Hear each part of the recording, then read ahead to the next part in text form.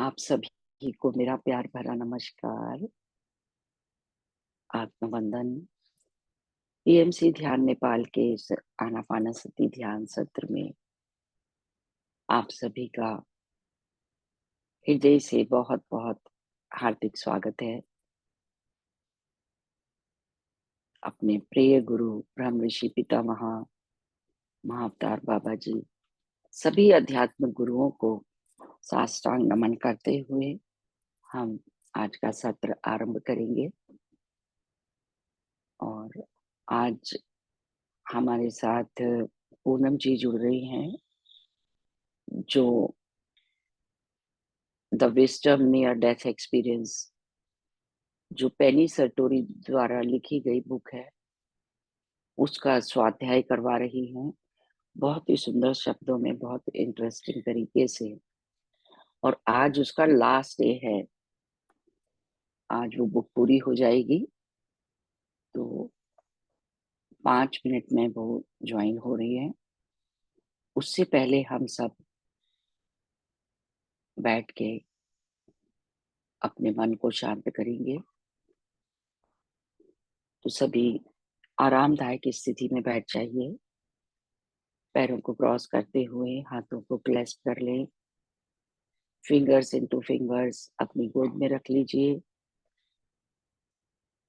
कमर गर्दन सीधी रखते हुए कोमलता के साथ अपनी आंखें बंद कर लीजिए। दिन भर की भाग दौड़, अपने व्यस्त शेड्यूल में से निकलकर थोड़ा सा मन को शांत कर लें। 3-4 गहरी लंबी सांसें भरते हुए अपने पूरे शरीर को, एक-एक बॉडी पार्ट को रिलैक्स करते जाएं।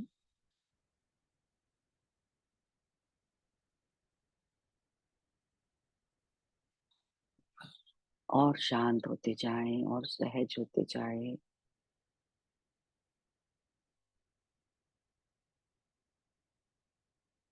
एक-एक अंग आपका रिलैक्स होता जा रहा है। और ढीला छोड़ दें, और भी ढीला छोड़ दें।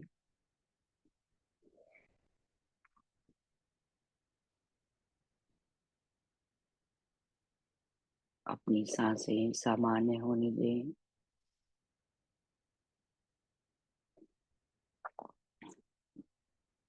पूरी जागरूकता भीतर की ओर,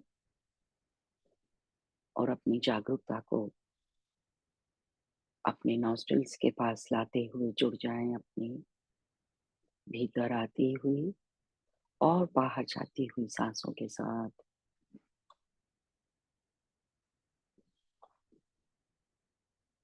2 मिनट के लिए हम अपनी सांसों से जुड़कर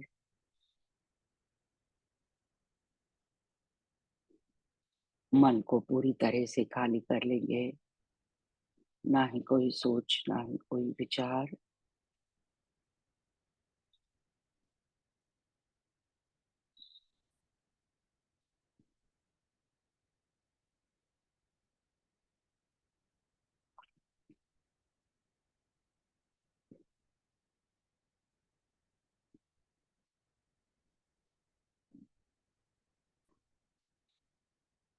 मन पूरी तरह से शांत हो चुका है और हम ज्ञान लेने के लिए तैयार हैं। हमारे बीच पूनम मेहता जी आ चुकी हैं। नमस्कार, नमस्कार पूनम जी। बहुत-बहुत स्वागत है आपका। सभी को प्यार भरा नमस्कार and thank you so much. बहुत-बहुत आभार करती हूँ मैं सबकी तरफ से, और हम सब बेसब्री से इंतज़ार कर रहे हैं आपका। ओवर टू यू जी। बहुत बहुत धन्यवाद। सभी को मेरा बहुत ही प्यार भरा नमस्कार and today before I start I want to express my gratitude to my first guru, my parents, Mahavatar Baba ji, Lahiri Maharshi ji, Swami Shri Yukteswar ji, my दोस्त एंड गुरु परमहंस योगानंद जी, हम सबके प्यारे बाबा सिद्धार्थ पत्री जी और आप सभी के गुरुओं को भी मेरा दिल से आभार। तो दोस्तों, हम लोगों ने कुछ टाइम पहले हमने ये बुक शुरू करी थी, the wisdom of near death experience. जिस बुक की शुरुआत में मैंने सिर्फ ये कहा था कि ये विजडम लेने का नहीं, ये महसूस करने की पुस्तक है। और हम लोगों ने पूरी कोशिश करी है, हम आपस में जब भी हमने के विजडम को शेयर किया है, हम उसमें उसको महसूस कर पाए, और हमने काफी हद तक महसूस किया है, जिसका नतीजा ये है कि आप में से काफी लोगों ने शेयरिंग करी, काफी चीजें हमें क्लियर हुई, हमको पता चला कि अरे, मेरी फैमिली में इसको उसको जो भी थे, उनको वो नियर डेथ एक्सपीरियंस था या उनको आउट ऑफ बॉडी एक्सपीरियंस हुआ था। तो यानी कि कहीं ना कहीं कुछ ना कुछ बातें जो हमारे को क्लियर नहीं थी, वो हमें क्लियर हुई। आज क्योंकि ये हमारा आज ये लास्ट सेशन है, इसके साथ हमारा इस बुक का स्वाध्याय खत्म हो जाएगा, तो ये बहुत जरूरी है कि लास्ट वाले सेशन की जो विजडम है, जो समरी है, वो हम बहुत अच्छे से ले। ये दोस्तों वही बात है कि खाना वाना तो खा लिया, किसी के घर गए, अब लास्ट में देखते हैं स्वीट डिश में कैसे हमारे को क्या खाने को मिलता है ना। तो वो बड़ी इंपॉर्टेंट होती है। उसी तरीके से कोई भी किताब हम पढ़ते हैं तो उसका पहला दिन और उसका आखिरी दिन तो हर इंपॉर्टेंट होते हैं, लेकिन वो एक समरी बन जाती है। आज हम उस चीज को महसूस करेंगे जिस विजडम को हम लोगों को अपने अंदर हमेशा रखना है। अगर हमने आपस में मिलकर इस विजडम को शेयर किया है, तो कहीं ना कहीं हमने अपनी कॉन्शियसनेस को एक्सपेंड किया, हमने अपनी विजडम को एक्सपेंड किया है। लेकिन उसका फायदा दोस्तों तभी है जब हम इस विजडम को, इस ज्ञान को अब अपने साथ हमेशा रखें।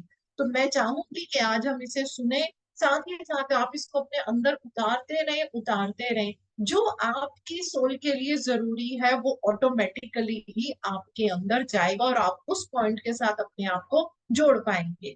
हमने जितना अभी तक का ये सफर किया, हमने देखा है कि राइटर ने इस रिसर्च में जितना उन्होंने ऑब्जर्वेशन किया, जितने उन्होंने केसेस लिए हैं, काफी केसेस उन्होंने हमें बताए, उन्होंने हमें बहुत ज्यादा क्लैरिटी दी कि मेडिकल वे में कई जो प्रॉब्लम्स होती हैं, उनको जब हम और कंफ्यूजन में चले जाते हैं एनडी के साथ, नियर डेथ एक्सपीरियंस के साथ, तो उन्होंने हमें वो भी क्लैरिटी दी है ताकि हम समझ सके कि ये नियर डेथ एक्सपीरियंस है कि बाकी सिर्फ एक कोई मेडिकल ग्राउंड की कोई समस्या है।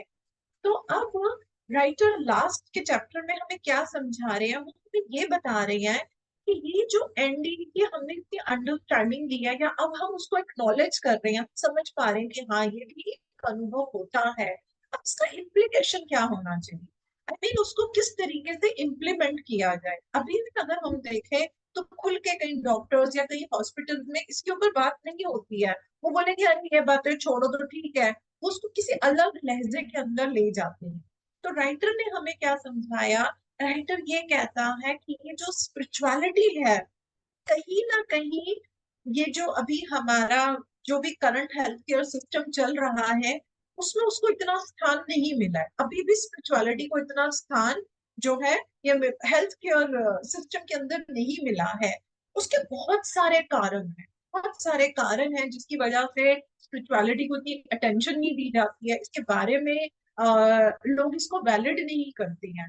तो देखिए, सबसे बड़ा एक कारण जो मैं समझती हूँ वो ये है कि हम लोग जब धरती पे आते हैं ना, the way we have been brought up, जैसे हमारा पालन पोषण होता है, जिन बिलीफ सिस्टम में हम रहते हैं, तो हमारे को रिलीजन के साथ ज्यादा जोड़ा जाता है, हमें रिचुअल्स के साथ ज्यादा जोड़ा जाता है, हमारे अंदर उन रिचुअल्स को करने के लिए डर डाला जाता है, अगर आपने ऐसा नहीं किया तो ये होगा। या कभी कभी हमारे को कुछ ग्रीड दी जाती है, आपको जॉब नहीं मिल रही, आपके बच्चे का नौकरी नहीं मिल रही, आप ये दिन का चिड़िया कर लो, ऐसा कर लो, वैसा कर लो, तो वो चीजें आपकी हो जाएंगी। तो क्या होता है दोस्तों, वहीं पे जो हमारी विजडम है वो तो एक्टिवेट होती ही नहीं है, और हम क्या करते हैं, हम अपनी परसेप्शन से, हम इन आइडियाज को कंसीव कर लेते हैं और हम इन्हीं भावों के अंदर अपना जीवन बिता देते हैं। और हमने ज्यादा से ज्यादा क्या देखा है, जब कोई बीमार होता है, हर तरीके की कोशिशें करने के बाद उस बीमारी को ठीक करने के लिए लास्ट में हम बहुत मुश्किल से रिलीजन से बाहर निकलकर स्पिरिचुअलिटी की तरफ आ पाते हैं। जितना मेरा एक्सपीरियंस रहा है, I have seen more than 90% people कि आप स्पिरिचुअलिटी में क्यों आए, तो उनके पास यही आंसर है, ये समस्या थी, ये परेशानी थी, वो समस्या कुछ भी है, वो स्पिरिचुअलिटी में आती है। और स्पिरिचुअलिटी में आके भी कभी कभी स्पिरिचुअलिटी होती क्या, हम उस मतलब को नहीं समझ पाते और फिर हम रिलीजन और स्पिरिचुअलिटी के बीच में ही डावाडोल होते हैं। तो ये भी एक बहुत बड़ा कारण जो राइटर ने उसको अलग अंदाजे से बताया है। उन्होंने सिर्फ ये बोला है कि हेल्थ केयर सिस्टम के अंदर उनको कंफ्यूजन है, वो बोलते हैं दिस इज रिलीजन। अब उनको ये मुश्किल लगता है कि हमारे पास तो इतने अलग अलग रिलीजन के पेशेंट आएंगे, तो फिर हम स्पिरिचुअलिटी को वहां पे कैसे डालें। तो वो खुद उनको ही ये नहीं, इस चीज के ऊपर उनकी वैलिडिटी है, स्पिरिचुअलिटी एक है, स्पिरिचुअलिटी सबके लिए एक सी है। ये तो हमने धर्म बांटे हैं, ये इस धर्म का, ये उस धर्म का, स्पिरिचुअलिटी आध्यात्मिकता तो सभी आध्यात्मिक है। तो एक ये क्लैरिटी ना होने की वजह से भी काफी ये दिक्कत जो है वो रहती है। जबकि असल में दोस्तों अगर हम देखें तो स्पिरिचुअलिटी क्या है, spirituality is something that give meaning to one's life, हमारे जीवन में एक अर्थ देने वाली, जिसे कहते हैं ना कि मैं तो ये कहती हूँ कि हमारी इस जीवन में सारे गामा लाने वाली अगर कोई चीज है तो वो स्पिरिचुअलिटी है। हम बाकी चीजों में फंस के हम अपने आप को खुद स्पिरिचुअलिटी से, इस सत्य से हम अपने आप को हमेशा दूर रखते हैं। उन्होंने ये बताया कि लोगों को स्पिरिचुअल एस्पेक्ट के बारे में क्लैरिटी नहीं होती है, उसके बहुत सारे रीजंस हैं। और वो रीजन क्या है, lack of confidence and experience. हमने अपने बड़ों से ये तो बहुत सुना है, अरे बेटा ये पाठ कर लो, ये जाप कर लो, ये मंत्र पढ़ लो, ये कर लो, वो कर लो तो ऐसा होगा वैसा होगा। हमारे बड़े हमें वो चीज बताते हैं जो उन्होंने एक्सपीरियंस करी है। बहुत कम घरों में ऐसा होता है जहाँ पे ये बताया जाता है कि बेटा सभी धर्म एक से हैं, आप मेडिटेशन करो, जो ट्रुथ होता है वो सबके लिए एक सा होता है। रिलीजन का मतलब हिंदू मुस्लिम नहीं है, रिलीजन का मतलब ये है कि आप कितना, वो कहते हैं ना, राइटियसनेस बिहेवियर करते हैं, आप अपनी ड्यूटीज को किस तरीके से करते हैं।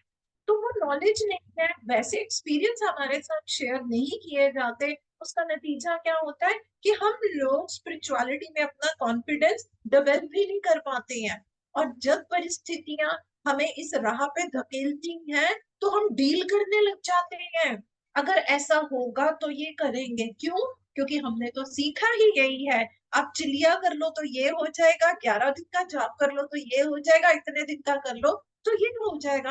आप सोच के देखिए ये क्या है, ये हमारे ऊपर कहीं ना कहीं कुछ लिमिटेशंस आ जाती हैं, जिस वजह से क्या होता है कि इसको इतना हेल्थ केयर सेक्टर के अंदर इस्तेमाल ही नहीं किया जाता है। राइटर बताती है कि जब भी कोई भी पेशेंट हॉस्पिटल में आएगा तो ऑफ कोर्स पहला उनका एक्शन क्या होगा कि जो भी उसको फिजिकल तकलीफ है उससे उसको दूर किया जाए। लेकिन राइटर ये भी कहती है कि यदि उस पेशेंट को हम स्पिरिचुअल वे में ट्रीट करें, हम उनके साथ होलिस्टिक ट्रीटमेंट करें, हम उनके साथ सिर्फ फिजिकल लेवल का ट्रीटमेंट ना करें, हम होलिस्टिक ट्रीटमेंट करें, स्पिरिचुअलिटी प्लस जो भी मेडिकल लेवल के ऊपर करना है हम वो करें, तो इससे ना सिर्फ पेशेंट्स की हीलिंग बढ़ती है, उनकी रिकवरी बढ़ती है, धीरे धीरे उनकी दवाइयां भी कम होनी शुरू हो जाती है और उनका हॉस्पिटल में स्टे भी कम हो जाता है। अगर इस बात को मान लिया जाए तो कितनी पॉजिटिविटी के साथ जो है हम हेल्थ केयर सिस्टम में इसको इंक्लूड कर सकते हैं। राइटर हमें ये बताती है कि हम लोग क्या करते हैं, जो माइंड की पावर है, माइंड की पावर इतनी ज्यादा है, अगर मैं कहूँ तो एज ए साइकोलॉजिस्ट तो हम लोग माइंड पे ही ज्यादा काम करते हैं, है ना। लेकिन मैंने हर एलिमेंट को रख के देखा। मैंने देखा कि बॉडी माइंड सोल, तो मैंने क्या देखा है कि माइंड बीच की चीज है। हम ऐसे क्यों नहीं बोलते कि माइंड बॉडी एंड सोल, या सोल बॉडी एंड माइंड। अब सोच के देखना, हम हमेशा क्या बोलते हैं, बॉडी माइंड एंड सोल। जो चीज मध्य में आती है, बीच में आती है, वो सबसे ज्यादा इंपॉर्टेंट है। उसको बॉडी का भी देखना है, उसको सोल का भी देखना है। हमारे माइंड की सोच कैसी है, आप सबको पता है हमारे तीन, अगर हम वैसे बोले तो चार, नहीं तो पांच क्लासिफाइड करें तो तरह के माइंड होते हैं। मैं ब्रेन की बात नहीं कर रही हूँ, ये ब्रेन है जिसकी लोकेशन हमें पता है कि ये यहाँ पे है। हमने ब्रेन सर्जरी सुनी है, कभी आपने माइंड सर्जरी सुनी है? नहीं ना, क्योंकि माइंड की लोकेशन नहीं है। तो फिर माइंड कहाँ है? माइंड पूरी बॉडी में है, पूरी बॉडी में है। तो ये जो हमारा माइंड होता है, ये हमारे शरीर के ऊपर इतना प्रभाव डालता है। हमारी सोच क्या है, मेरा कॉन्फिडेंस कैसा है, मेरी किसी चीज को लेके मेरे में सेल्फ कंट्रोल कितना है, मेरी विल पावर कितनी है, it is going to affect my body. तो माइंड की पावर इतनी ज्यादा हमारे ऊपर होती है कि हम उससे अपनी बॉडी को हील भी कर सकते हैं। हमने कई एक्सपेरिमेंट करके देखे हैं, बहुत चीजें करके देखी हैं। मेरी खुद की मदर इतने बीमार थे, तो मैंने उनके साथ कुछ चीजें करके देखी है, और इतना अलग उस टाइम, मतलब उनका वो रिजल्ट उस समय आता था, चाहे वो टेम्परेरी फेज पे आता था, क्योंकि उस समय वो जिस स्थिति में थी, वो अपने माइंड पे काम नहीं कर सकती थी। लेकिन जितना भी, जिस पल भी वो करते थे, उनमें इतना फर्क आता था, है ना। तो जो माइंड होता है वो बहुत स्ट्रांग हमारी बॉडी के ऊपर जो है वो असर डालता है। अगर मैं बात करूं दोस्तों पॉजिटिव साइकोलॉजी की, I am a big fan of positive psychology.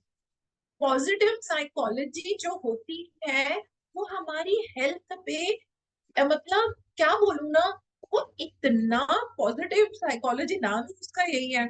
वो हमारी बॉडी पे, हमारी हेल्थ पे, हमारे सोच विचार पे, हमारे रिश्तों में, A to Z आप लगा लीजिए, उस पे गजब का पॉजिटिव असर दिखाती है।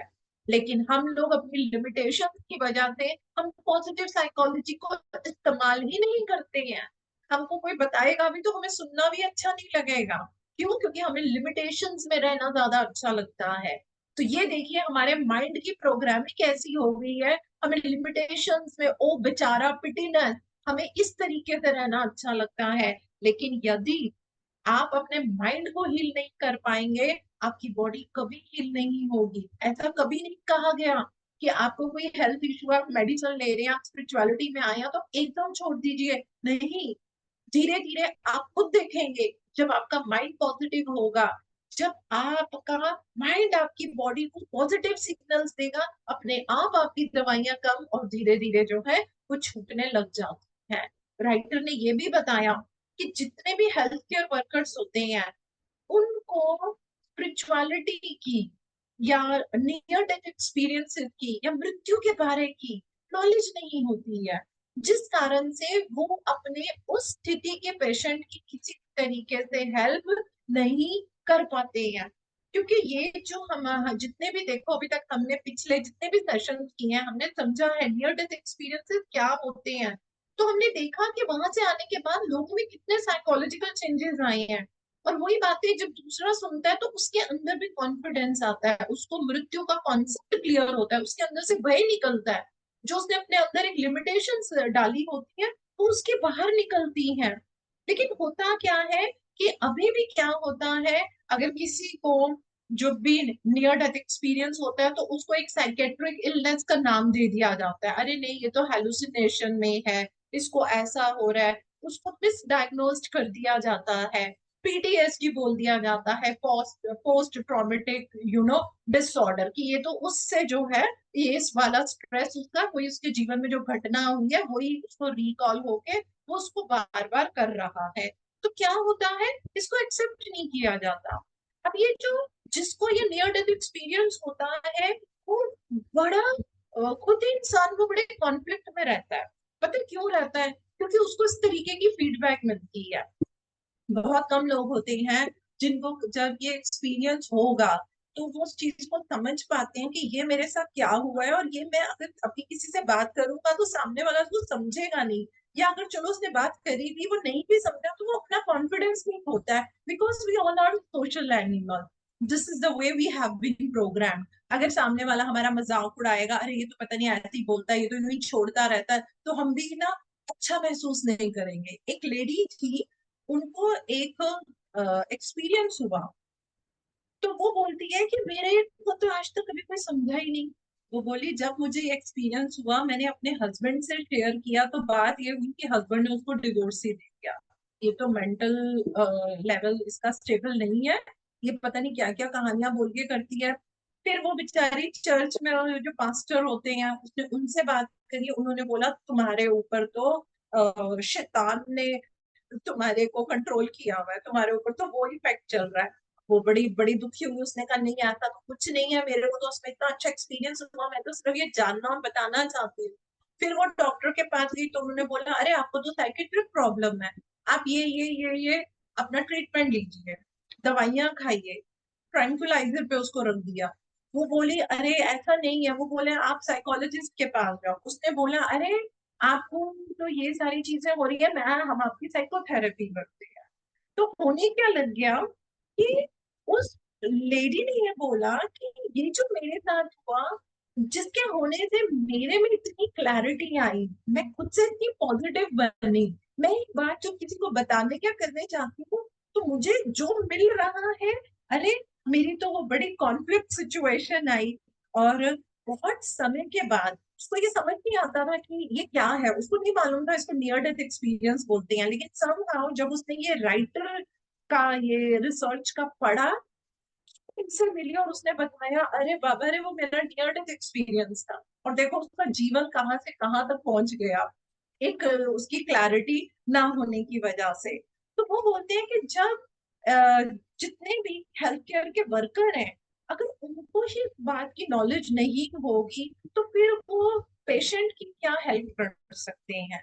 पेशेंट की किसकी हेल्प करनी है, जो एकदम मृत्यु के पॉइंट पे है, जिसको नहीं पता मृत्यु क्या होती है, नियर डेथ एक्सपीरियंसेस जिन लोगों के हुए हैं, उनको एक्नॉलेज करना, और उनके एक्सपीरियंसेस को जब ऐसे पेशेंट से शेयर करती हैं, तो उनके मन से क्या होता है, मृत्यु के प्रति जो भय होता है वो उनका दूर हो जाता है। तो उन्होंने ये चीज बड़े खुल के बोली कि इसकी ट्रेनिंग जो है ये देनी चाहिए। जब ट्रेनिंग दी जाएगी, तो फिर इस नियर डेथ एक्सपीरियंसेस को काफी एंडोर्समेंट भी वो मिलेगी। अब प्रॉब्लम क्या होती है कि जिन जिनको ये एक्सपीरियंसेस होते हैं, वो बेचारे अगर किसी से शेयर भी करते हैं, तो ना तो कोई इसको एक्नॉलेज करता है, जैसे अभी लेडी के केस में मैंने बताया, ना ही कोई उसके ऊपर उनको कोई पॉजिटिव रिस्पॉन्स देता है। तो वो क्या होता है, वो लोग ऐसे कहने लगते हैं ये रियल की बात नहीं है, ये तो ऐसी ना कहानी बना के सुना दिया है, जो भी बता रहा है ये तो ऐसे कहानी बना के सुना रहे हैं, ऐसा कुछ भी नहीं होता। तो फिर क्या होने लगता है, धीरे धीरे वो इंसान अपने आप को दूसरों से दूर रखता है, वो शेयरिंग करनी बंद कर देगा। कहते हैं ना, सत्य सिर्फ वो नहीं होता जो आप देखते हैं, सत्य तो वो भी है जो हम नहीं देख पाते।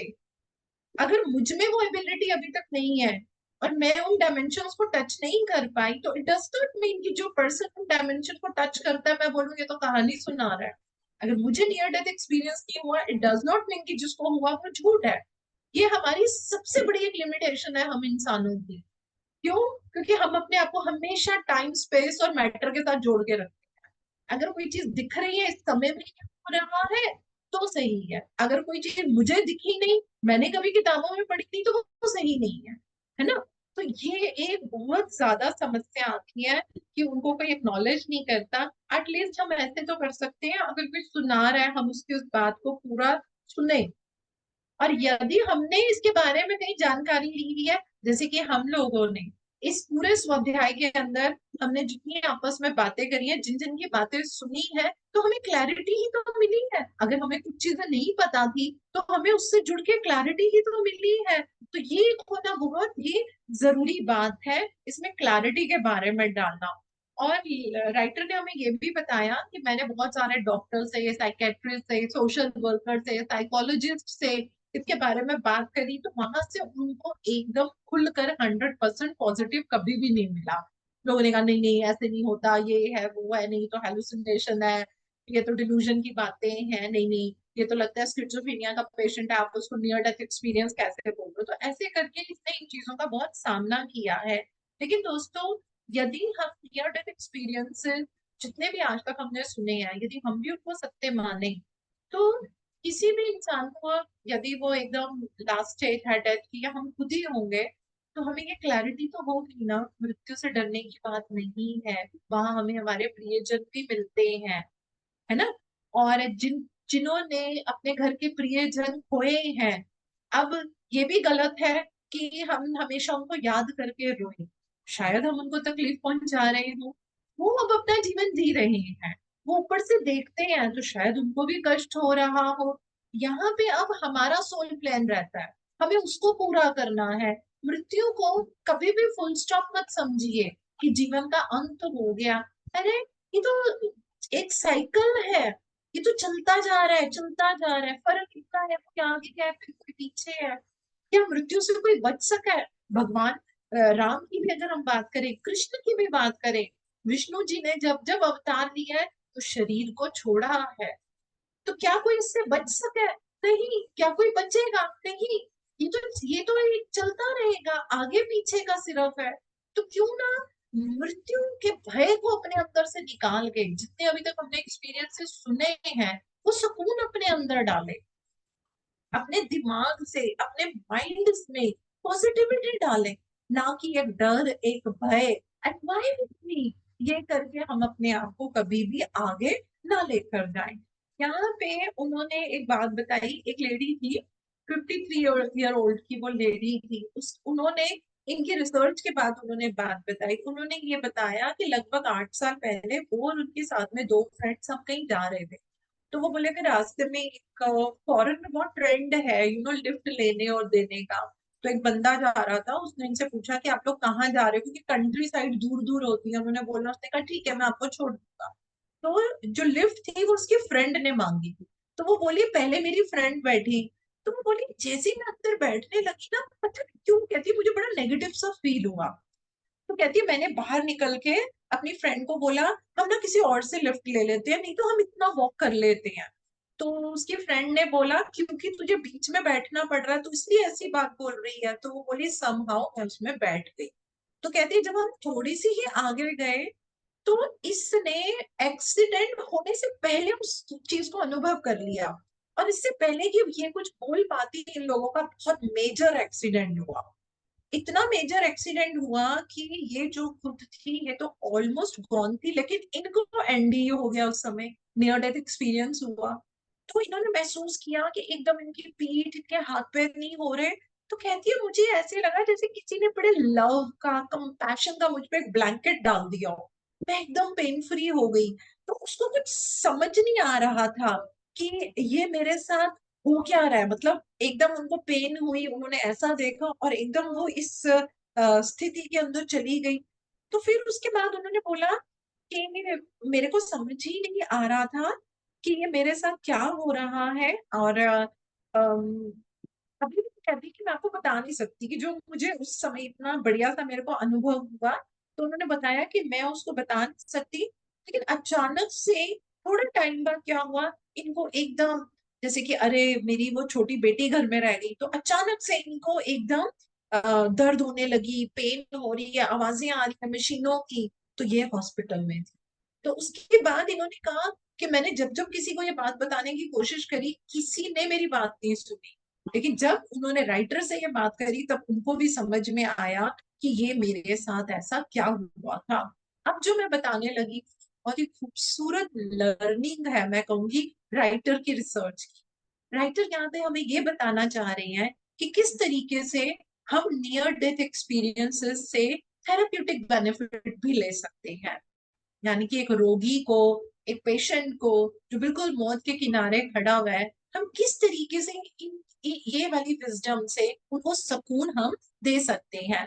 उन्होंने बताया, नर्स कहती है कि देखो, क्योंकि ये नर्स थी डॉक्टर पैनी सरतूरी।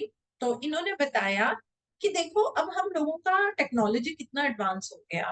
पहले कुछ बीमारियां ऐसी थी कि उसका नाम सुनते ही लगता था मृत्यु, मतलब वो बीमारी पे नहीं ध्यान जाता था, मृत्यु, जबकि मृत्यु सबकी होनी है। लेकिन वो बोले अब इतना एडवांसमेंट हो गया है कि इतनी बड़ी बड़ी बीमारियों के भी, मतलब कि जिनको कि अगर हम कहें कि अरे ये तो बहुत ही क्रिटिकल इलनेस है, उनके भी अब इलाज होने जो है वो शुरू हो गए हैं।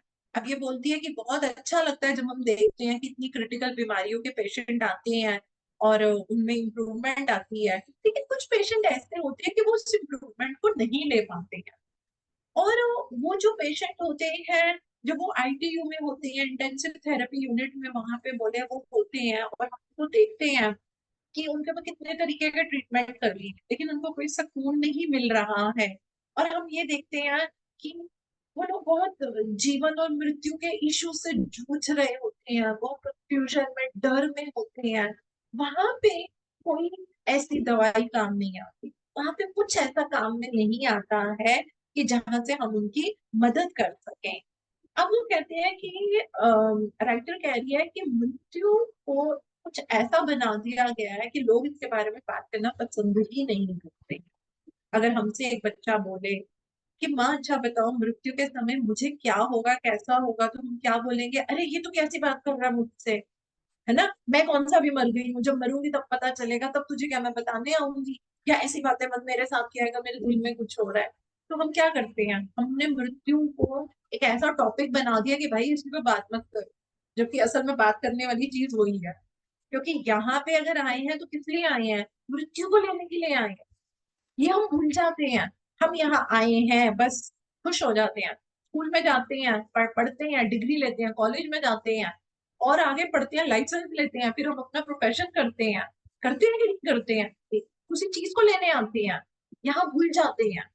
करने तो यहाँ पे अपने सोल प्लान पूरा करने आए हैं, अपनी आत्मा की उन्नति करने आए हैं, लेकिन फिर जाना भी तो है। तो मृत्यु, यदि हमें ये पता चल जाए कि मृत्यु में ऐसा ऐसा होगा, मैं सच कह रही हूँ, हम अपने जीवन की अनेकों गलतियां करनी छोड़ देंगे। यदि हम पहले मृत्यु की बात करें, अगर हम दिन उठते ही ये सोचें कि आज ये मेरे जीवन का यदि आखिरी दिन है तो आज मुझे क्या क्या करना है। आप इस एक्सरसाइज को करके देखना, शुरू में आपको अच्छा नहीं लगेगा, आप इस एक्सरसाइज को करके देखना। मैंने एक अपनी वर्कशॉप के अंदर हम एक वो करवाते हैं, जैसे वो नहीं होता, क्या बोलते हैं इंग्लिश में, तो उसको ऑबिचुरी बोलते हैं, जैसे किसी की डेथ हो जाती है तो न्यूज़पेपर में वो निकलवाते हैं ना, बड़े दुख के साथ सूचित किया जा रहा है सो एंड सो पर्सन की, है ना। तो उस वर्कशॉप में मैं सबसे कहती हूँ कि आप अपनी ऑबिचुरी लिखिए, आप क्या चाहते हैं आपके मरने के बाद, यदि आपके घर में किसी को न्यूज़पेपर में ये लिखवाना पड़े तो वो क्या लिख पाए? ये इंसान कैसा था, इसने क्या क्या किया। आप कभी ये करके देखना, आपकी आंखें खुल जाएंगी, तब समझ में आएगा अरे हमने तो जीवन को सही तरीके से जिया ही नहीं है। हम तो मृत्यु से डरते रहे। मृत्यु जितना हमें सिखाती है हमें कोई नहीं सिखा सकता, हम उसको इग्नोर करते हैं। यदि आज कोई आपको कहे कि आप लिखिए मरने के बाद आप क्या चाहते हैं, आपके बारे में क्या 10 लाइनें लिखी जाए, तो खुद लिखिए, आपको समझ में आएगा अरे कितनी चीजें मेरी रहती हैं। क्या हम चाहेंगे कि मरने के बाद ये लिखा जाए कि ये तो हमेशा डिप्रेशन में रहते थे, ये तो हमेशा एंजाइटी में रहते थे, ये तो हमेशा लड़ाई झगड़े में रहते थे, ये तो सारा हमेशा प्रॉपर्टी के झगड़ों में रहे, ये तो हमेशा रोते रहे, ये तो अपने आप को कमजोर समझते रहे। सोचिए सोचिए, है ना, कितनी जबरदस्त एक्सरसाइज है ये हमारे में इतनी अवेयरनेस डाल देती है। ये एक्सरसाइज करते हैं, उसके साथ में कुछ और एक्सरसाइजेस हम करवाते हैं। लोग जो रोते हैं, जो उनकी हीलिंग होती है और जो उनमें परिवर्तन मैंने देखा है, मैं किसी और पे नहीं जाऊंगी, मैंने तो अपनी इतनी सुंदर ऑबिचुरी लिख के लगाई हुई है और मैं उसमें देखती रहती हूँ, अरे मेरा भी ये रहता है, ये मैंने ये भी करना है, मेरे बाद जब बच्चे लिखेंगे तो ये भी लिखेंगे। और उसके बाद बच्चों को कहूंगी कि अगर मेरे टास्क पूरे हो जाएंगे तो मेरी ऑबिचुरी तो भाई ऐसी लिखवाना, मैं तो ऊपर से बड़ी खुश रहूंगी। वो खुशी मुझे कब मिलेगी? जब मेरी मृत्यु होगी, तभी तो वो खुशी मिलेगी। तो यहाँ करने क्या आए हैं? उन कामों को पूरा करने आए हैं। हम किसी से छुपने, डरने, रोने, लड़ने झगड़ने ये करने नहीं आए हैं। जो हो गया सो हो गया, पानी डालिए उसके ऊपर। आज ये चीज सीखी है, आज से पकड़िए, अब हमें क्या करना है। तो वो चीजें हमारे को अवेयर करती हैं। मृत्यु से डरना नहीं है, जिनकी मृत्यु हो गई आंखों में आंसू आ जाते हैं। मैं भी अगर बैठ के अपनी माँ को कभी याद करती हूँ कुछ बात, तो मेरी भी आंख में आंसू आएगा, लेकिन मैं उसमें शोक नहीं करूंगी। मैं ये नहीं कहूंगी वाहे वाहे आप क्यों चले गए, नहीं, मैं ये नहीं कहूंगी। हाँ, मैं बोलूंगी कि मैं आपके फिजिकल प्रेजेंस को इस समय मिस कर रही हूँ, और मैं महसूस करूंगी, मैं उनको प्यार भेजूंगी, और मैं प्यार ले भी लेती हूँ। मैं बिल्कुल, मैं उनसे प्यार भी ले लेती हूँ। तो हमें ये करना चाहिए, हमें इस तरीके से जीवन को जीना चाहिए। अब यदि किसी पेशेंट की मृत्यु हो रही है, अब हम ये सोचेंगे कि भाई ठीक है, नियर डेथ एक्सपीरियंस हमें समझ में आ गया, हम उसको भूलें क्या, हम उसको भूलें क्या। अब ये क्या बोले, ये नर्सेस के लिए एक बहुत बड़ा चैलेंजिंग काम रहेगा। अगर वो ये कहे, वो उनको बड़ी एंजाइटी देगा, वो क्या बोले।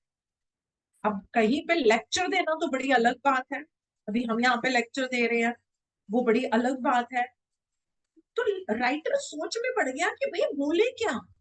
तो वो जैसे ही ये सोचे, उनके साथ क्या हुआ कि अगले दिन सुबह 6:30 बजे उनकी जो है एक ना HDU होता है, हाई डिपेंडेंसी यूनिट, मतलब कि जिसमें जो इंटेंसिव थेरेपी यूनिट होती है उससे भी ज्यादा क्रिटिकल पेशेंट्स को रखा जाता है, तो इनकी वहां पे ड्यूटी थी। तो जब ये वहां पे गई, तो जैसे जो नर्स होती है, अब नेचुरली एक नर्स हैंड ओवर करेगी ना इनको, जिसकी ड्यूटी खत्म हो गई, तो उसने बताया कि ये पेशेंट है, अब आपने इनको देखना है। तो ये बोली कि मेरे को 2 पेशेंट बताए, तो वो एक मेल था। तो ये बोली कि मैं अभी उसको देख ही रही थी, लेकिन कहते हैं मेरा ध्यान मुझसे अगले बेड के ऊपर एक लेडी थी। वो बोले मेरा ध्यान उन पे ज्यादा चला गया, और वो इतनी तकलीफ में लग रही थी कि मुझे लगा मुझे उनको ज्यादा अटेंड करने की जरूरत है, तो ये उनके पास गई। तो उनके ऊपर वो ऐसे वहां पे ना ऐसे वो जैसे स्टेरलाइज किए वो टॉवल्स वगैरह रखते हैं, तो उन्होंने वो उठाए, इन्होंने अपनी इंट्रोडक्शन दी, तो उन्होंने क्या देखा कि उस लेडी के फेस पे बहुत ज्यादा पसीना आ रहा था, और उसका जो बीपी है वो लगभग बिल्कुल ड्रॉप हो गया था, मशीन उसको रीड भी नहीं कर पा रही थी। इन्होंने उसके पल्स के ऊपर हाथ लगाया, तो उसकी पल्स भी बिल्कुल ना के बराबर चल ही नहीं रही थी। अब ये कि भाई एकदम क्या हो रहा है, तो इन्होंने देखा कि जो भी ऑन कॉल, जो भी कंसल्टेंट सर्जन था, कि भाई उनको डॉक्टर को बुलाओ कि भाई देखेंगे क्या है।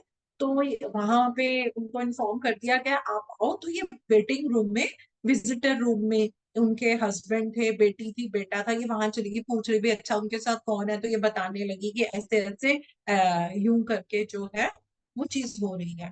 तो थोड़ी देर में क्या हुआ कि जो भी डॉक्टर आए, उन्होंने उस लेडी को देखा, और थोड़ा सपोर्ट दिया गया, उसका बीपी उन्होंने थोड़ा वो करने के शुरू किया। तो उन्होंने बोला, डॉक्टर ने बोला कि इनकी तो सर्जरी करनी पड़ेगी हमारे को तुरंत।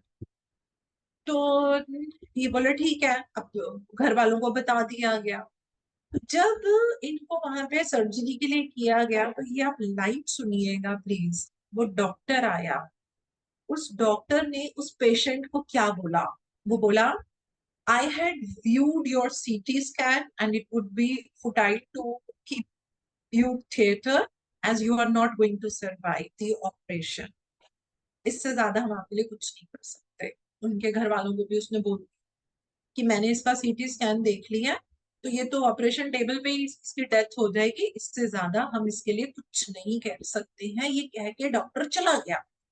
ये जो HDU होता है ना, अगर सर्जरी की जरूरत हो तो ये ना वहीं पे हो जाता है, वहां पे सारी मतलब फैसिलिटी होती है, वहां पे बहुत क्रिटिकल से पेशेंट होते हैं। तो डॉक्टर तो बोल के चला गया। अब वो लेडी जोर जोर से रोने लग गई, उसकी फैमिली रोने लग गई, बच्चे रोने लग गए, हस्बैंड रोने लग गया, वो एक दूसरे को गले लगा रहे हैं, जोर जोर से रोने लग गए, और सर्जन बोल के अपना चला गया। तो वो बोलती है, मैंने अपने आप को बड़ा यूजलेस महसूस किया, बड़ा यूजलेस महसूस किया।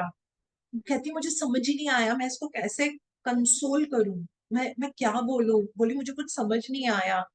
तो ये बोली मैंने क्या किया, मैंने उस पेशेंट का सिर्फ हाथ पकड़ लिया। लेकिन उस पेशेंट का हाथ पकड़ने के बाद ये कहती है, मैं कुछ बोल नहीं पाई। क्यों नहीं बोल पाई, सबसे पहली चीज तो ये कहती है मुझे समझ ही नहीं आ रहा था मैं इसको क्या बोलूं, और दूसरा मुझे ये लग रहा था अगर मैं इसको अभी कुछ बोलूंगी तो क्या वो कुछ फायदा करेगा उस लड़की का। ऐसे करके ये सोचने लगी। तो बोलती है मेरी भी आंखों में आंसू आ गए। तो कहते हैं जो आसपास लोग थे वो भी, जो आसपास लोग थे वो सब एकदम साइलेंट हो गए, जिस तरीके से डॉक्टर ने एकदम इतनी ओपनली बोला कि ये क्या हो रहा है। तो इसको ना कुछ समझ नहीं आया, और वो लेडी क्या बोल रही है, आई एम डाइंग, मैं मर रही हूँ, मैं मर रही हूँ। तो फिर इसने उनसे ये पूछा आप ऐसे क्यों बोल रही हैं, क्या आपको मृत्यु से डर लगता है, या कुछ ऐसा विचार है जो आपके अंदर आ रहा है। तो उसने कहा मुझे नहीं पता क्या होता है, लेकिन मुझे डर लग रहा है, मुझे डर लग रहा है, मुझे डर लग रहा है, मैं मर रही हूँ, मेरे बच्चे हैं, मेरे को डर लग रहा है क्या हो रहा है, मैं मर रही हूँ, मैं मर रही हूँ, मैं हॉस्पिटल में हूँ, मेरे लिए कुछ नहीं हो रहा, मैं मर रही हूँ, मैं मर रही हूँ। तो इसने कहा कि अगर मैं चाहती तो मैं वहीं पे छोड़ के वहां से बाहर जा सकती थी। मेरा मन किया कि मैं इनको बताऊं कि कितने सारे पेशेंट जो नियर डेथ एक्सपीरियंस करके आए हैं, आपको डरने की कोई बात नहीं है, वहां पे क्या होता है कैसे होता है। लेकिन अभी इसको समझ नहीं आ रहा था कि मैं क्या बोलूं। एक इंसान जो इस स्थिति में है, बताइए, कुछ सोच के बताइए, अब उसको क्या बोला जाए। तो फिर भी उन्होंने थोड़ा सा करके बोला कि मैं बहुत सालों से यहाँ पे काम करती हूँ, हमारे साथ कुछ ऐसे पेशेंट रहे हैं कि हमें लगा उन्होंने शरीर छोड़ दिया, लेकिन वो लोग वापस आए और उन्होंने वापस आके हमें वहाँ के एक्सपीरियंसेस बताए हैं। क्या मैं आपको कुछ उनके बारे में बताऊं कि उन्होंने बताया कि उनको बड़े अच्छे अनुभव हुए। अगर आप चाहें तो मैं आपको बताती हूँ, नहीं तो मैं आपको नहीं बताती। तो वो थोड़ा सा अच्छा मुझे बताओ। तो इन्होंने एक्सपीरियंस बताए, ऐसा होता है, पेन दूर हो जाती है, आप ऊपर से देख पाते हो, सब अच्छा होता है, आपको अपने प्रियजन मिलते हैं, जो भी और जो बातें होंगी वो उन्होंने बताई। तो उसके बाद क्या हुआ कि ये देखिए सुबह 6:30 बजे की बात थी, उसका असर ये हुआ कि दोपहर को 2 बजे की जो पेशेंट थी ये बेटर हो गई काफी बेटर हो गई। सुबह ऐसा लग रहा था कि बस ये कुछ घंटे की मेहमान है, लेकिन ये काफी बेटर हो गई। और उसके बाद वो बेड पे बैठी, जो भी उनको एक वो जो ड्रेस पहनाई जाती है वो चेंज की, उसने वो पहना। उसका बीपी भी पहले से थोड़ा बढ़ गया, तो वो तब चेहरे का रंग सूख जाता है तो वो कलर उसका आना शुरू हो गया। फैमिली मेंबर उसके पास आ गए, और उसको वो अपने फैमिली मेंबर से बोली, एक्चुअली मैं मरना नहीं चाहती थी, मैं इसलिए इतनी पैनिक हो गई, इतना मैं डर गई। एक्चुअली मैं वो मेरा ग्रैंडसन है ना, मैं उसको डिज्नी वर्ल्ड लेके जाना चाहती हूँ, मैं ऐसा करना चाहती हूँ, मैं वैसा करना चाहती हूँ, मुझे ऐसा लगा मैं तो एकदम मर रही हूँ, तो मैं एकदम बड़ा घबरा गई। चलो बात हुई। उसके बाद उसने राइटर से ये बात करी, tell me something more about your research. अब देखो उसको ज्ञान मिलना शुरू हुआ जीवन के अंतिम पदों में कि मुझे और बताइए।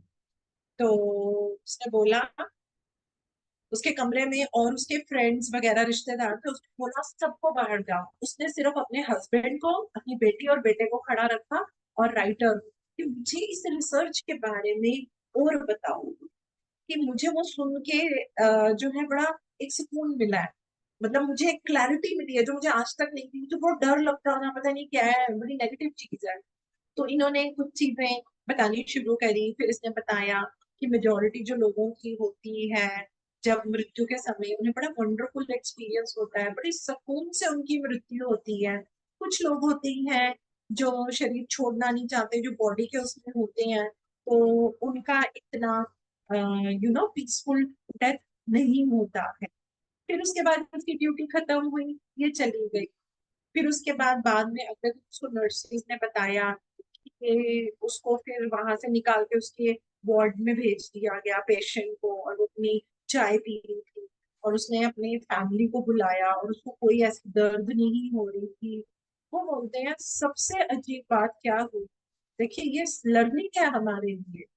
उस लेडी ने, उस पेशेंट ने अपने घर वालों को, अपने हस्बैंड को, अपने बच्चों को, बेटी को, रिश्तेदारों को जो कहना था उसने कहा। उसने कुछ अपने मन में नहीं रखा। वो जो उनको कहना चाहती थी, उसको इतनी स्ट्रेंथ आई कि उसने उनको वो सारी बातें कही, सारी बातें जो है उनको कही। और ये किस वजह से हुआ, तो ये सोच रही कि देखो मैंने उसके साथ एक नियर डेथ एक्सपीरियंस को शेयर किया, और उस पेशेंट के अंदर कैसे उसकी परसेप्शन चेंज हो गई मृत्यु को लेकर, और उसने ये थोड़ी ना कि मृत्यु नहीं होगी, उसने उस अपॉर्चुनिटी का फायदा उठाया। ये जो हमारा कोई चला जाता है और हम यही कहते हैं, हाय पता नहीं वो क्या कहना चाह रहे थे, वो आखिरी बात नहीं कह सके, हम उनसे ये नहीं कर सके, वो नहीं कर सके। तो वो भाव हमें तब आता है जब वाकई में वो बिना कहे चले जाते हैं। तो इसीलिए हम क्या बोलते हैं, आप उनको प्यार दीजिए, वो अपनी यात्रा पे जाए। तो उसने क्या किया, उसने उन सब के साथ बातें करी, बड़ी शांत रही, सबकी वो ग्रेटफुल रही, मतलब जिसको उसने जो कहना था वो उसने किया। तो नर्स कहती है कि ये मेरे लिए बहुत बड़ी बात थी कि मेरी रिसर्च का फायदा लाइव मैंने यहाँ पे अपने इस पेशेंट के साथ देखा, और मैंने देखा कि कैसे उसको जब ये एक्सपीरियंस बताया तो उसकी कितनी हेल्प हुई, कम से कम उसके माइंड से वो डर निकला। और नर्स, हमारे राइटर को ये भी याद आया कि जब उसके ग्रैंडफादर थे, वो बड़े बीमार थे, वो कहती मेरे ग्रैंडफादर बहुत इंट्रोवर्ट थे, लेकिन उनको पता था मैं ये रिसर्च कर रही हूँ। वो कहती मेरे ग्रैंडफादर कभी इतनी बातें नहीं करते थे, वो मुझसे पूछते थे, अच्छा बताओ ये नियर डेथ एक्सपीरियंसेस क्या होते हैं, लोगों ने क्या क्या बताया, कैसे अनुभव रहे। तो कहने का मतलब ये है कि ये ज्ञान चाहता हर कोई है, लेकिन इसको एक्सेप्ट नहीं करते, इसके ऊपर बात नहीं करते। तो वो ये बता रही है कि यदि इस नॉलेज को हम शेयर करें तो ये एक बहुत हीलिंग काम करेगा। डज नॉट मीन कि डेथ नहीं होगी, डेथ होगी, एक्सेप्टेंस का काम करेगा, क्लैरिटी का काम करेगा। जैसे मैंने जब पहली बार अपने बच्चों को ये चीज बोली थी, मैंने कहा देखो अभी तुम बड़ा यंग हो, लेकिन मैं तुम्हें एक बात बताती हूँ, मेरी मृत्यु के बाद ये रोना धोना नहीं है। आपको जो रिचुअल्स करने होंगे आप करना, एक अच्छी सी गेट टुगेदर करना, मेरी अच्छी बातें याद रखना। आपकी माँ ने आपको जीवन में हमेशा हंसाया है, ठीक है, डांटा भी है, रुलाया भी है, लेकिन अच्छी बातें याद करना। मैंने कहा मुझे वो सुकून मिलेगा ना कि आप बैठ के रो रहे हो। क्यों? क्योंकि मैं भी बताती हूँ, मुझे भी बड़ी टेंशन होती है, बिकॉज मेरा बेटा बड़ा सॉफ्ट हार्टेड है। तो मुझे ये होता था कि इसको मुझे मजबूत करना बहुत जरूरी है, नहीं तो ये तो बिल्कुल ही लॉस्ट हो जाएगा। तो मैंने दोनों बच्चों को इस तरीके से कर दिया है कि कोई वो नहीं है, कोई ऐसी बात नहीं है कि मम्मा तुम्हें छोड़ के चली जाए, यू नेवर नो कब समय आता है। उनको मेंटली प्रिपेयर मैंने खुद किया हुआ है अपने बच्चों कि जब जो हो, समय जैसा हो, ताकि मैं नहीं चाहती। और मैं उनको ये चीजें बड़ी बताती हूँ, नियर डेथ एक्सपीरियंस वाली क्या होता है, कैसे होता है, वहां पे ये चीज होती है, ऐसे होता है। जैसे कभी कभी वो कुछ अपने बारे में भी बोलेंगे तो मैं कभी ये नहीं कहती ओ वो ऐसे क्यों बोल रहे हो, ताकि उनको कॉन्फिडेंस आए कि मम्मी के दिल बहलाने के लिए नहीं बोल रही है, वो वाकई में ये चीज होती है, वो इसलिए बोलती है। तो दोस्तों हमें हमेशा जो हम विजडम लेते हैं ना, हमें उसको अपने जीवन में उतारना चाहिए। मृत्यु बहुत ही यूनिक प्रोसेस है, हर इंसान की डेथ अलग होती है। कईयों की बड़ी स्पिरिचुअल पेन में जाते हैं, कई बड़े एजिटेटेड हो जाते हैं जब वो मृत्यु के निकट आते हैं, उनमें एक्सेप्टेंस नहीं होती है, वो बड़े छटपटाहट के साथ अपना शरीर छोड़ते हैं। उनकी बड़ी, वो कहते हैं ना, जुड़ाव होता है मटेरियलिस्टिक उसके साथ, वो ये इस तरीके से वो नहीं कर पाते। तो हमको इस पूरे उसके अंदर हमें क्या सीखना है, एनडीए से हमें करना है, हमें सेल्फ अंडरस्टैंडिंग डालनी है। चलो हम किसी और को नहीं दे सकते, अपने पे तो डाल सकते हैं। हमें अपनी सेल्फ वर्थ, सेल्फ स्टीम करनी है। हमें, अगर इस ज्ञान को यदि हम पूरी तरह से समझ गए, तो मैं ये कहूंगी कि ये आपकी स्पिरिचुअल ग्रोथ में बहुत हेल्प करता है। बहुत सारे विचार आने से पहले, कुछ बोलने से पहले, कुछ करने से पहले जो सो कॉल्ड भाषा में सही नहीं है, एनडीए का एक्सपीरियंस आपको वही रोक देगा। आप अपने में बड़ी दया भावना रख रहे हो, आपको किसी बात गिल्ट फीलिंग में जा रहे हो, आप पिटीनेस में जा रहे हो, नहीं जाना। हम सब परमात्मा की औलाद है। जब हम इस नियर डेथ एक्सपीरियंस की विजडम को याद रखेंगे, सेल्फ लव आएगा, सेल्फ वर्थ समझ में आएगी, सेल्फ एस्टीम समझ में आएगी। तो हमारे को इसको हमेशा अपने अंदर पॉजिटिव वे में रखना है, इसकी कंडीशनिंग हमें करनी है, हमारे को अपने अंदर इस बात की अंडरस्टैंडिंग डालनी है। और ये अंडरस्टैंडिंग अगर जिसके अंदर रहे तो वाकई में दोस्तों मैं कहूंगी कि ना सिर्फ हम अपने करियर में, हम अपने जीवन में, हम अपनी लाइफ में आने वाले चैलेंजेस में, हमारे रिश्तों में भी मिठास आ जाती है यदि हम इस बात का ज्ञान अपनी तरफ लेकर चले तो। आखिर में सिर्फ और सिर्फ एक लाइन मैं कहना चाहूंगी, death should not be considered as a defeat. मृत्यु को हार मत बनाइए, मृत्यु को जीती है। और मृत्यु की जीत कैसे होती है? जब हम मृत्यु की अंडरस्टैंडिंग कर लेते हैं, जब हम मृत्यु को नेगेटिव नहीं। तो इसी के साथ मैं आज का ना सिर्फ हमारा ये सेशन, हमारी इस प्यारी सी बुक का स्वाध्याय भी यहीं पे समाप्त होता है। आप सब लोगों को दिल से मैं थैंक्स। और मैं सिर्फ एक बात कहना चाहूंगी, हमने जितने भी टाइम पीरियड, मुझे तो पता भी नहीं हमने कितने सेशन किए हैं, उन सेशंस में विजडम शेयर करते हुए या कभी किसी के किसी प्रश्न का उत्तर देते हुए, यदि जाने अनजाने यदि मेरी कोई बात किसी को गलत, बुरी या उसको हर्ट हुई होगी तो उसके लिए मैं दिल से कहूंगी कि प्लीज मुझे फॉरगिव करें। अगर किसी के साथ भी कभी भी किसी को ऐसा लगा है तो मुझे फॉरगिव करेंगे। और मैं संतोष जी आपको बहुत दिल से मैं आपको ग्रेटिट्यूड कहूंगी। क्यों? क्योंकि आपने मेरे को ये अपॉर्चुनिटी दी थी कि मैं यहाँ पर आकर ये स्वाध्याय कर सकी। और मैं सभी मेंबर्स को जो यहाँ आए हैं, इतने प्यार से आप लोगों ने सुना है, अपना टाइम मुझे दिया है, क्योंकि अगर आप भी नहीं होते तो मैं जूम पे अकेली बोल रही होती है ना। तो आप सब लोगों को भी मैं दिल से थैंक्स करती हूँ। Over to Santosh. Yes Santosh ji आप होस्ट हैं,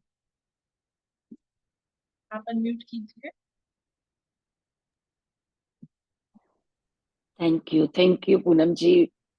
बहुत सुंदर चली ये किताब, और कब 9 एपिसोड निकल गए उसके पता भी नहीं चला। हर बार यही इंटरेस्ट बना रहा कि अब क्या होगा, अब क्या होगा। तो जिस प्रकार आपने इतने सरल शब्दों में और सब कुछ एक्सप्लेन किया, इट्स ग्रेट। और सभी ने, हमने उससे जरूर लर्निंग ली है। ज्ञान ही अनुभव है, उस चीज को हम सब जानते हैं। तो थैंक यू सो मच। बल्कि मैं आपसे एक और बात कहूंगी कि जिस प्रकार आप स्वाध्याय कराते हो, इतने इतने सरल शब्दों में, और जो हम एक्सेप्ट कर पाते हैं इमीडिएटली उसको, तो इंतजार रहेगा अगली किताब के लिए, अगली बुक के लिए। जी, तो थैंक यू सो मच। तो आप सभी लोगों से मैं रिक्वेस्ट करूंगी कि जिसके भी मन में कोई प्रश्न है, कोई एक्सपीरियंस है, कुछ भी आप शेयर करना चाहते हैं पूनम जी से, तो प्लीज बात करें, हैंड रेस करें, बात करें।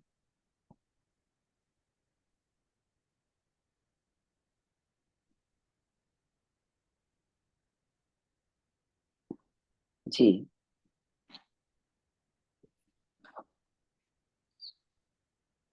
जी, मंजू जी आप कुछ बोलना चाहती हैं?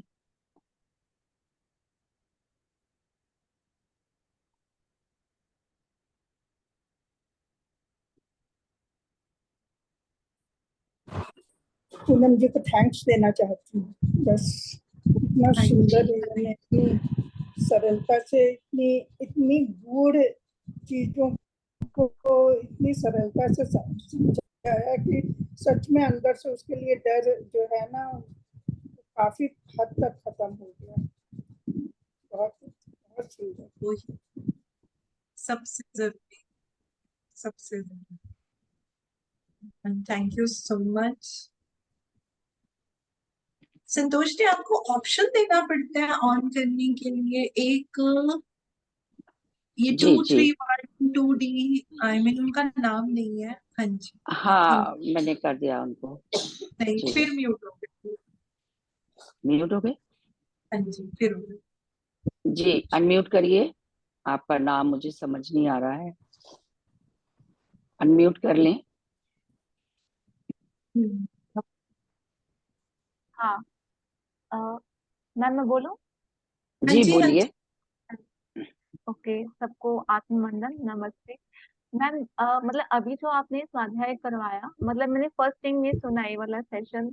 तो मेरे मन में ये पूरा सुनने के बाद जो थॉट आया मेरे मन में, वो मतलब ये आया कि हमें अपने नियर बाय जो ऐसे हमें लोग मिलते हैं, जो कि हमें लग रहा है कि वो वाकई में क्रिटिकल इलनेस से जूझ रहे हैं, तो हमें उनको मतलब मोटिवेट करना चाहिए और उनको ये चीजें शेयर करनी चाहिए, जिससे कि उनकी आत्मा का कल्याण हो और उनको आगे सही पाथ दिखे। अब चाहे उन्होंने पूरी लाइफ में मेडिटेशन करा है नहीं करा है, बट एटलीस्ट लास्ट में भी अगर हम उनको थोड़ा सा एक हल्का कर पाते हैं, तो वो उनके लिए बहुत बेहतर होगा और खुद में भी फिर संतुष्टि का भाव रहेगा एक।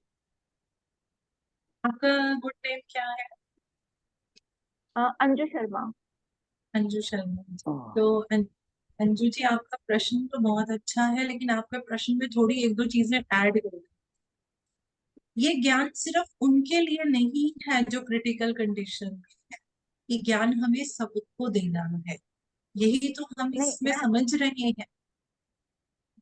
मतलब ये सबको तो देना है, पर मुझे लग रहा है कि जो मतलब हमें लग रहा है वाकई में जो नियर डेथ एक्सपीरियंस कर रहे हैं, जो हमें पता है कि बिल्कुल हमें छोड़ के चले जाएंगे, या जो बिल्कुल अपने आप में हार मान चुके हैं, जिनके पास टाइम ही नहीं है, मतलब सबके लिए तो बिल्कुल जरूरी है ये। सबको मतलब बचपन से ही मतलब बच्चों को स्पेशली सिखाना चाहिए, हर व्यक्ति को सिखाना चाहिए। पर जो लोग मतलब बीमार हैं, या जो व्यक्ति हॉस्पिटलाइज हैं, यहाँ बिल्कुल ही हताश हो चुके हैं, अगर उनको हम थोड़ा सा भी मोटिवेट कर पाते हैं, उनको हम थोड़ा सा अंतर्मुखी कर बिल्कुल पाते हैं, बिल्कुल ध्यान से जोड़ पाते हैं, तो वही चीज उनको शायद अच्छा। वही मैं पूरा, अभी आपने पूरा उत्तर नहीं सुना, मैं यही कह रही थी कि ये सिर्फ उनके लिए नहीं है, ये हमें हर बच्चे को ये सिखाना चाहिए। क्यों सिखाना चाहिए? क्योंकि मृत्यु एक ऐसा सब्जेक्ट है जिसके ऊपर कभी कोई बात ही नहीं करता है। लेकिन अगर हमारे को प्रायोरिटी लेनी पड़े, अगर मेरे पास इतना समय है लेकिन मेरी नॉलेज में अभी कुछ लोग ऐसे हैं जो अभी किसी ऐसी इलनेस में मतलब चल रहे हैं, तो हाँ, प्रायोरिटी बेसिस पे मुझे उनको पहले इस बात से, इस ज्ञान से उनको अवगत करा देना चाहिए।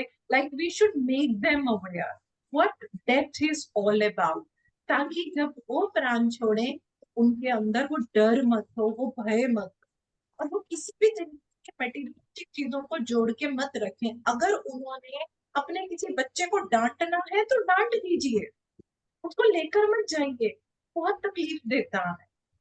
तो हमें ऐसे करके, और 100% जैसे आप बोल रहे हो, अब उनका कल्याण क्या होगा, जो मैं समझती हूँ कल्याण का अर्थ यहाँ पे एनडीए में क्या होगा, कि अंशु जी वो बड़े पीसफुल एक्सेप्टेंस के साथ शरीर छोड़ेंगे, किसी गिल्ट से नहीं छोड़ेंगे, किसी दर्द से छोड़ेंगे, किसी, वो कहते हैं ना, लगाव के साथ नहीं, अरे मैं इतना कुछ छोड़ के जा रहा हूँ, मेरा इसका क्या होगा, मेरा उसका क्या होगा।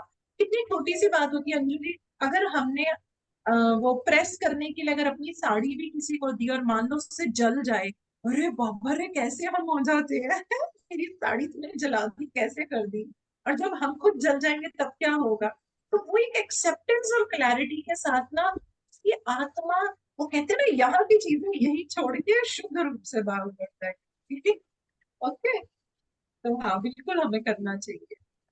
जी जी, ये वही बात हो गई, टेक इट नॉर्मली, कि जैसे हम जीवन जी रहे हैं वैसे ही हाँ, एक स्टेज वो है। तो जैसे आए हैं वैसे जाएंगे, और फिर जन्म मिलेगा, फिर आएंगे। और मैं तो ये कहूंगी अंजू जी, आप पिछले एपिसोड सारे देखो। हम्म, हाँ, मतलब आपको ना एक वो हमारी पता चलेगी, ये ज्ञान की माला जो हमने पिरोई है 9 एपिसोड्स में तो बिल्कुल जरूर। बिल्कुल। हाँ, मैं रिकॉर्डिंग्स दे दूंगी अंजू जी को। जी, गायत्री जी बात करिए। Thank you ma'am. आत्मबंधन पूनम मैम। आत्ममंडल। I just want to know, you were telling that there is difference between spirituality and religious. What does it mean? I could not follow it. When we speak about religion, it is Hindu, Muslim, Sikh, Isai, and in spirituality, all are one, all are soul. This is the major difference between religion and spirituality. Whereas the right definition of religion is not Hindu, Muslim, Sikh, Isai. It is all about doing your duty. That is religion. But we don't accept the correct definition of religion. Go as per our society, as per our custom. मैं Hindu, Muslim, Sikh, Isai, you know, in that way. So this is the major difference between religion and spirituality. Okay. Thank you, ma'am. Thank you. जी, मैं भी एक बात add करूंगी कि अध्यात्म का मतलब ही होता है अध्यात्म, आत्मा का ज्ञान, उसका आत्मा का, स्पिरिचुअलिटी इज आत्मा रिलेटेड, और धर्म जो रिलीजन डिफरेंट हम लोग फॉलो करते हैं। जी, थैंक यू गायत्री जी। अविनाश जी बात करिए। नमस्कार पूनम जी, मेरी आवाज आ रही है? हाँ जी। जी। हाँ पूनम जी, आपका सेशन तो मैंने खैर सारे सुने, और सारे जितने भी डेथ एक्सपीरियंस के बारे में आपने बताया वो सारे बड़े ब्रीफली आपने एक्सप्लेन किया और सारे सुने हैं मैंने।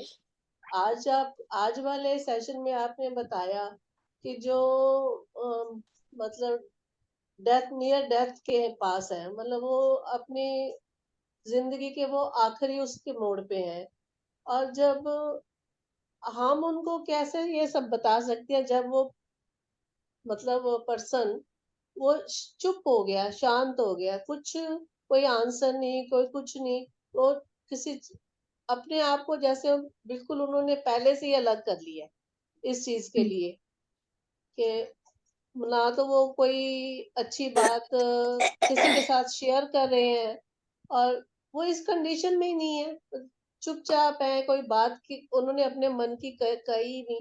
तो उनके हिसाब से फिर आप कैसे आप वो करेंगे? यदि कोई मतलब वो घर में है कि हॉस्पिटल? घर में। ओके, वो घर में है तो वो चल फिर पाते हैं कि नहीं? नहीं अब नहीं है, मैं वैसे मैं बात कर रही हूँ। अच्छा, अब वो नहीं है। ओके। नहीं है। हाँ, अगर कोई ऐसे है और वो घर में है, जैसे कि आप बता रहे हो, वो नहीं कर सकते हैं, तो हम क्या कर सकते हैं? सबसे पहले मैं तो यही कहती हूँ कि आप जैसे वो नहीं होते हैं भगवत के या छोटी छोटी जो ऑडियोज आती हैं वो सुनने के लिए लगा सकते हैं, उनके कानों में जाए, वो सुन सकते हैं। यदि वो किसी बात का रिस्पॉन्स नहीं भी करते हैं तो आप इन्हें बोल सकते हैं। मैंने कोमा के पेशेंट के कान में बोली, जो कोमा के पेशेंट होते हैं, मैंने उनके कान में, जो वेंटिलेटर पे थे, मैं उनके कान में बोलती थी। मैं किसी और की बात नहीं कर रही हूँ, मैं अपनी मदर की ही बात कर रही हूँ। तो मैं उनके कान में कुछ बोलती थी, कान में कुछ बोलती। तो मेरी मदर के जो डॉक्टर थे, हमें सिर्फ 15 मिनट मिलते थे मम्मा से मिलने के लिए। आपको पता ही है आईसीसीयू में तो ऐसे नहीं जाने देती हैं, पूरे दिन में सिर्फ 15 मिनट मिलते थे। और मेरा घर के पास ही मम्मा का हॉस्पिटल है, मैं तो वहां होते थे। तो मैं उनके कान में कुछ बोलती थी, मैं उनके कान में कुछ कहती थी, मैं उनके कान में कहती थी, तो मम्मी हल्का सा रिस्पॉन्स करते थे। उनकी हल्की सी मूवमेंट होती है, डॉक्टर्स नहीं कहेंगे, वो बोलेंगे तो वैसे ही होता है। तो जो भी मेरी मदर के डॉक्टर थे, आई थिंक थर्ड और फोर्थ डे, उन्होंने मुझे स्पेशली बुलाया और मुझसे उन्होंने ये क्वेश्चन पूछा, आप अपनी मदर के कान में क्या बोलते? मैंने कहा क्यों, क्या हुआ, पहले तो ये बताओ। वो बोले कि जब आप आते हो और आप जाते हो तो हमें आपकी मदर में पॉजिटिव चेंजेस दिखते हैं। आप समझ रहे? पॉजिटिव चेंजेस दिखते हैं। तो हमें ऐसा लगता है कि ये पेशेंट कुछ सुन नहीं पा रहा, वो सब सुन रहा होता है, सब सुन रहा होता है। वो हमें आदत है बॉडी लेवल के ऊपर कि वो रिस्पॉन्स क्यों नहीं कर रहा, वो हाँ या ना क्यों नहीं कर रहा, इस चीज को ड्रॉप करना है। हमारा काम उसको बताना है, बताएंगे उसकी आत्मा के अंदर, उसके सेल के अंदर वो बात जा रही है, 100% वो बात जा रही है। तो आप ये मत सोचिए कि वो क्या जवाब नहीं दे रहा, रिस्पॉन्स नहीं दे रहा, आप अपना काम कीजिए। आपको बताना है नहीं, जो आप बता। ठीक, आपकी बात ठीक है। मैंने तो ये एक्सपीरियंस किया है, क्योंकि मेरे हस्बैंड जब लास्ट डेज में 4-5 दिन वो बिल्कुल बोले नहीं थे, पर वही मेरे बच्चे होते थे पास और वो वही बोलते थे कि मम्मा बात करो पापा से, वो सब सुन रहे हैं, वो सब सुन रहे हाँ हैं। हाँ, हालांकि वो करनी चाहिए। आई हाँ, हालांकि वो आईज भी नहीं खोलते थे, हमारी तरफ मुंह घुमा के भी नहीं देखते थे, लेकिन वही था कि बच्चे यही बोलते थे कि वो सब सुन रहे हैं, आप उनको उनके साथ बातें करो, आप उनके साथ बातें करो, यही होता था। बिल्कुल, और और लास्ट उससे हीलिंग बढ़ती है, उससे हीलिंग हाँ, बढ़ती है पेशेंट की। और लास्ट डे की बात है कि जब डॉक्टर ने भी जो टाइम बोला था, और जो उनकी सुबह से वो उनका कभी बीपी शूट कर रहा था, कभी बिल्कुल कम हो जाता था, 3-4 इस तरह के वो इंसिडेंट हुए कि जैसे लगा कि है नहीं, पर एकदम से फिर वो हो जाता था कि चेक करा तो फिर थोड़ा सा ठीक हो गए। तो लास्ट में मेरे बच्चों ने पापा के पास बैठ के उन्होंने अपने सारी बातों के लिए उनसे सामने सॉरी बोला, और यही बोला कि हम सब यहाँ पे हैं और आप अपना आराम से जाओ और आप फिक्र ना करो। हर चीज के लिए बच्चों ने उनके साथ जब किया ना, तो थोड़ी आधा घंटा भी नहीं हुआ होगा, बड़े आराम से उन्होंने अपने श्वास छोड़ दी। तो जैसे वही देखिए, बात हुई कि ये तो सब प्रूफ सुन है ना, रहे वो हैं। सब सुनते हैं, सब सुनते हाँ, हैं। बस यही था कि सुन रहे हैं, सुन रहे हैं, सुन रहे हैं। पर यही हम्म, लग उस टाइम यही था जो आज आपने बताया ना, आज वही चीज सब आंखों के सामने आ रही थी कि वो सब सुनते तो है, लेकिन मन में वही रहा कि वो कोई किसी बात का जवाब नहीं दिया उन्होंने। चलो किसी बात रिस्पॉन्स के नहीं। संतोष लिए जी, एक काम करते हैं संतोष जी, इंदिरा जी कुछ कहना चाह रहे हैं। इंदिरा जी की बात सुन के अगर किसी ने कुछ नहीं कहना तो हम रिकॉर्डिंग बंद करते हैं। और मैं जी एक चीज बोलूंगी उसके बाद, इस ग्रुप में अभी हम 34 लोग हैं। वो लोग जिन्होंने अपने घर में कभी किसी प्रियजन को खोया है, और यदि वो अभी भी उनकी यादों के साथ जुड़े हुए हैं, सिर्फ मेरी काइंड रिक्वेस्ट है, सिर्फ वो लोग यहाँ पे रुकें, बाकी लोग चले जाएं। मैं 5 से 7 मिनट का एक प्रोसेस करा देती हूँ, क्योंकि मेरी खुद की 5:30 पे सेशन था। ठीक है, ठीक है। तो पहले जी इंदिरा जी से बात करते हैं। यस जी इंदिरा जी जी। जी इंदिरा जी बात थैंक करिए। You, thank you Poonam ji. Thank you. हाँ, नमस्ते। नमस्ते नमस्कार पूनम जी। आपका नमस्कार सेशन इंदिरा जी। इतना बढ़िया होता है। और संतोष जी, मैं हैंड रेस करती हूँ लेकिन मुझे टाइम आप लोग लेते नहीं है क्वेश्चन के लिए। अरे, नहीं दो नहीं नहीं तीन बार आप ऐसा हुआ, आपका, मैंने नहीं नहीं अच्छा, अभी नहीं नहीं, इसके इसके पहले भी मैंने एक बार हैंड रेस किया लेकिन मेरा हुआ ही नहीं। पता नहीं, मैं कुछ इसमें तो हैंड रेस में आता है इंदिरा गुप्ता, लेकिन वो लिया नहीं जाता है। पता नहीं क्या बात, नहीं इसीलिए नहीं आज मैं नहीं ऐसे ऐसे कर रही थी। नहीं नहीं इंदिरा जी ऐसे मत सोचिए। बाई चांस कभी मैं नहीं देख पाई होंगी, I am sorry for that, लेकिन सबको लेते हैं जो जो हैंड रेज होते हैं। नहीं जी नहीं, यू आर जी। Very sweet, you are very sweet. आप हम्म, सबका ख्याल रखिए, you are very good admin आप हैं। और we are really proud of you and we look up to you. तो जी जी आपका सेशन एक्चुअली मैं अभी वो जो सेट और ये सब कर रही हूँ तो थोड़ा वो हो जाता है, तो हम थोड़ा उतना शुरू से नहीं हो पाते हैं ज्वाइन। तो यूनिफाइड वगैरह भी मुझे ये पूछना था, प्रिय इनसे, आपका क्या नाम इनका, प्रियंका जी ना? पूनम जी। पूनम जी। पूनम जी। सॉरी पूनम जी, पूनम मेहता। पूनम जी, आपका इतना बढ़िया सेशन होता है। मुझे भी बहुत सारी बातें पूछनी है कि आपने जो अपने लिए लिखा है डेथ के बाद, जो कहते हैं ना पेपर में आता है, वो अगर मान लिया मैं चाहूँ तो किस तरह से लिखूं? वो एक एक्सरसाइज है, मैं वही तो बता रही हूँ, वो एक लर्निंग है। हम क्या करते हैं, हम अपना जीवन बिता देते हैं, मरने के बाद हमारी ऑबिचुरी तो हमारे घर वाले लिखते हैं ना, बड़े दुख से सूचित हाँ किया जा रहा है कि मेरी माँ हाँ इतनी हाँ उम्र, हाँ। मैंने वो डेट छोड़ी हुई है, वो छोड़ के चली गई, नीचे मैंने लिखा है कि मेरी माँ ने जीवन में ये किया है। तो मैंने वो चीजें अपनी लिखी है जो मैं पाना चाहती हूँ। जैसे कि मेरी माँ ने कभी कुछ गलत हो नहीं, मतलब जो भी है, मैं एग्जाम्पल दे रही हूँ कि मेरी माँ ने लोगों हाँ, की सेवा करी है, मेरी माँ ने इतना विजडम दिया, कैसे दिया, रिश्ते कैसे, जो भी आप लिखना चाहो, जो भी, जो भी। अच्छा वो क्योंकि बच्चों के उससे लिए क्या रहेगा, होगा, पेपर के लिए नहीं, बच्चों के लिए वो रहेगा, अरे पेपर वो डालने के लिए नहीं। ऑब्वियसली तो हमारे मरने के बाद हमारे बच्चे डालेंगे ना, अगर न्यूज़पेपर में डालेंगे तो वो तो हाँ मैंने एक हाँ हाँ। बना के लिखा हुआ है कि मेरे को ये चीजें हैं, मतलब मेरे में ये गुण होने चाहिए कि मैं जाऊं तो मुझे ऐसे याद किया जाए। वो हमें एक डायरेक्शन देते हैं जीवन जीने के लिए, अपनी गलतियों को पूनम जी, निकालने के। हाँ, आपने ये भी बोला, हमें बहुत अच्छा लगा, death is not the defeat, नहीं, it is defeat victory. 100% defeat नहीं है, विक्ट्री है, विक्ट्री है। और बिल्कुल दूसरी भी बात है, क्या है। होता है, जब डेथ के बारे में करते हैं ना, तो हर लोग इमोशनल हो जाते हैं, थोड़ा सा आंखों में आंसू आ जाता है। बच्चों को मैं उनको बोलती हूँ कि जब मैं मरूंगी तो प्लीज कोई रोना नहीं, तो मुझे बहुत तकलीफ होगी। देखिए मैं तो ये और कहती हूँ, बेटा रो लेना, थोड़ा बहुत रो लेना, ज्यादा मत रोना, क्योंकि मैं रोना शुरू कर दूंगी ऊपर से, और मैंने कहा मैं रोना शुरू करूंगी तो तुम्हें प्रॉब्लम होगी, है ना। तो बच्चे हैं वो और तो वो रोएंगे। और हाँ एक जी बात जो बोलिए। है, आप कहती हैं कि आपकी जो भी बातें आप बोल दीजिए, पहले ही बोल दीजिए, रुकिए मत, क्योंकि फिर उन लोगों को क्या पता आप क्या बोलना चाहते हैं, है ना। ये हम सबसे गलत बात करते हैं इंदिरा जी। जैसे मान लीजिए मुझे कुछ कहना है तो मैं कहूंगी संतोष जी क्यों नहीं समझ रही है, अरे मुझे कहना है तो खुल के कहो, संतोष जी यार ऐसा है, मैं आज सेशन नहीं ले पाऊँ, तो क्या हो गया। अब मैं उसकी जगह बोलूं है संतोष जी आज मुझे यहाँ भी जाना है, वहां भी जाना है, ये भी करना है, उनको क्या समझ आएगा कि ये कहना चाह रही है कि मैं सेशन नहीं ले सकती, है ना। फिर वो अपने दिल में हम नोट्स डाल के लेके जाते हैं। जो भी कहना है अच्छा बुरा प्यार से प्रेम से कह के जाइए, हल्का करके जाइए इस शरीर को, दैट्स और वेरी वन मोर, दो तीन और हैं मेरी बातें, कि जैसे जब बच्चा पैदा होता है, तब उसको भी पैदा होने में तकलीफ होती है ना। मदर को भी बहुत पेन होता है जब डिलीवरी करती है, उसी तरह मरने के समय भी पेन होता होगा, है ना। तो लोग इससे भी डरते होंगे।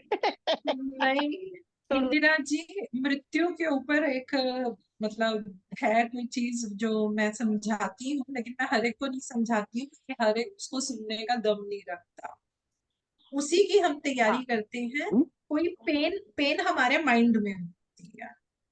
Okay okay okay. Mahatma Mahatma Gandhi ji ने अपेंडिक्स की सर्जरी बिना एनेस्थीसिया के कर थी, वो अपनी माइंड को अपनी बॉडी से अलग करते हैं, तो वो हाँ हमारे हाँ हाँ हाँ। माइंड में होती है, हम डरते हैं, उस डर और से ये अपने। जो है कि, हाँ, और ये जैसे मेरे father, he was very particular कि डेथ के बाद, मतलब वो अपने पेरेंट्स वगैरह के लिए भी वो करते थे कि पंडितों को मुझे नहीं करना, मैं गरीबों को खिलाऊंगा।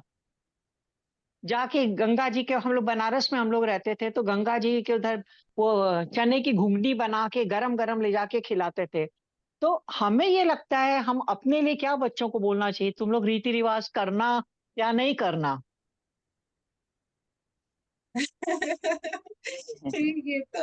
ये तो देखिए, क्या बोलूं ना, सच में ये तो मन का खेल है और कुछ नहीं है, ये मन का कोई खेल बात नहीं, है। बोल देंगे, दोनों कर हाँ, लेना।